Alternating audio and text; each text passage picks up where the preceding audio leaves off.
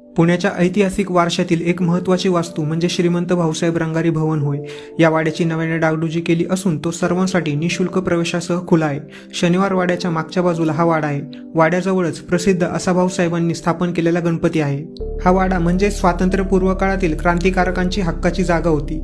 हा वाडा दवाखाना म्हणून ओळखला जायचा. भाऊसाहेब हे राजवैद्य होते. शालूंना रंग देण्याचे पिढीजात काम देखील असल्याने त्यांना रंगारी हे उपनाव पडले. क्रांतिकारकांच्या वाड्यात गुप्त बैठका व्हायच्या. क्रांतिकारी विचारांसोबत अध्यात्माची जोडही या वाड्याने जपली. भाऊसाहेब यांनी त्यांच्या 13 सहकाऱ्यांसोबत याच भवनातून सार्वजनिक गणेशोत्सवाची मुहूर्तमेढ रोवली. भाऊसाहेबांबद्दल माहिती तत्कालीन पुरावे आपल्याला वाड्यात माहितीसह लावलेले पाहायला मिळतात. क्रांतिकारकांसाठी या वाड्यात गुप्त मार्ग, भुयारी मार्ग व शस्त्र लपवायला जागा देखील होती.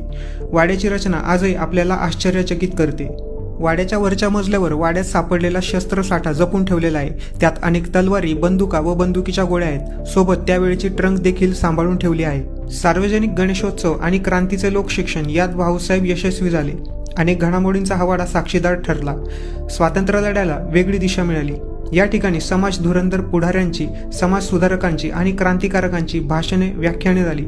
1892 साली भाऊसाहेबांनी व नंतर 1894 साली टिळकांनी विंचुरकर वाड्यात गणपती बसवून सार्वजनिक लोकोत्सवाला वेगळी कलाटणी दिली.